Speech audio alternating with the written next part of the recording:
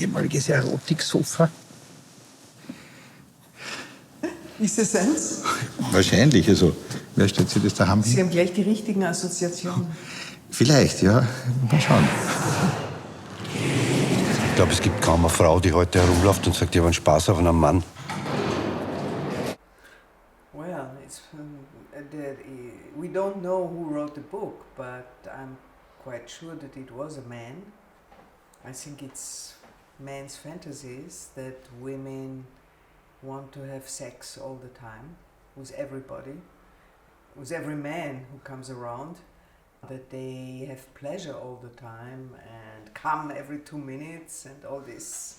I think this is a man's fantasy. But this man who wrote the book must have known the milieu very well. I didn't want to get into performing too much because it's on a limit of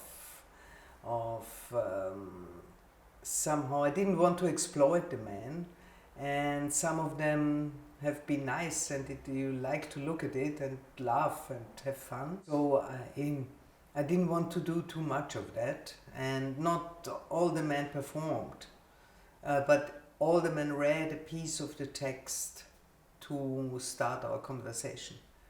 Yeah. And this man you mentioned, the last one, he is of course very interesting character because he doesn't want to read, and then the longer he reads, the more he gets into it, and of course he reads the text that was thought to be a woman. He reads the text of a woman who has intercourse and speaks all the time, and he enjoys reading this. So that's fun, yeah. Good text.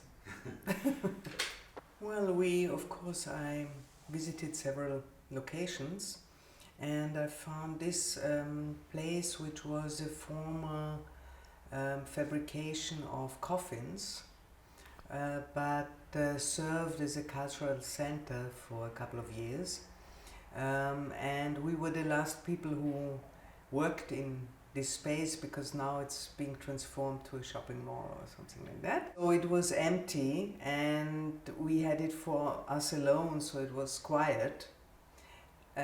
All this was quite important, and we could put in whatever we wanted to put in.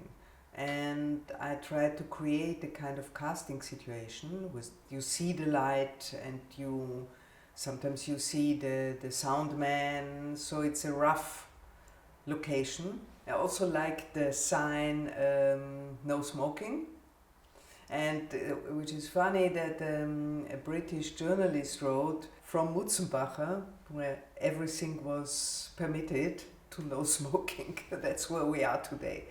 And I think the main character in the film anyway is the couch. And I was happy to find this couch, which belonged to an opera company, and they lent it to us. And I think it's the perfect object for this film. And we put in some other small things just to decorate a little bit, but to keep this rough space. There are 100 men. So, the choirs, I wanted to focus a bit more on language, because all these words, in some words we don't even know anymore, in this Viennese language, fun, so interesting. And to focus on language, I invited 100 men to come on a Sunday to form this choir, and even that we did not rehearse, so everything was spontaneous, and it's quite a long shot when they rehearse and they try to learn it by heart, and then finally they arrive in saying all these words. Yeah, so this is, and also to have another element in all these talking heads, series of people who just speak, to have another more performative element. One of the purposes was, the main purpose maybe was to reverse roles, because many times women sit on a casting couch, young women, and try to impress a male director, so now they had to impress me. And to reverse roles in many ways, yeah, that men read texts that are put by a man in the mouth of a woman, and so on. I didn't cast any man. We put out this casting call, and I wanted to have a sample of men, but by chance. So this man you mentioned, who is a homosexual, it was by chance that he is in a movie. I didn't look for a man of color and a homosexual or a queer person or a trans or whatever. Yeah, I just wanted to see who is coming.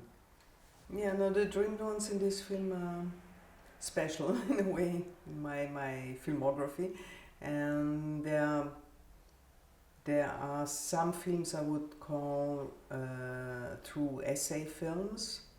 Like Paper Bridge or A Fleeting Passage to the Orient, films in which my text, my off text and off voice are very important for the film, and they are all, these two films I mentioned are also very beautiful camera movies. I worked with Nurit Aviv, who has been a very good camera woman, working with many French directors. And this is one kind of films I made, and another one is like East of War, which is I think a very important document because I shot it in an exhibition about the crimes of the German army, the Wehrmacht, in Vienna. This exhibition had been shown in many German cities, and it was the first time that the soldiers, the normal soldiers, were shown as the ones who committed many crimes, not only the SS and so on. So I thought, and I was sure that many former soldiers would come to see this exhibition, and we talk to many. It's also a series, like in Mutzenbacher, a series of men. Again, there are also some women in it, who talked about what they've seen or done during the war in Eastern Europe, which crimes they committed. German Army Command during World War II, which engaged in mass deportation of Greek Jews. A, he was a Nazi. B, he's a liar. And C, he was present at places where war crimes were committed.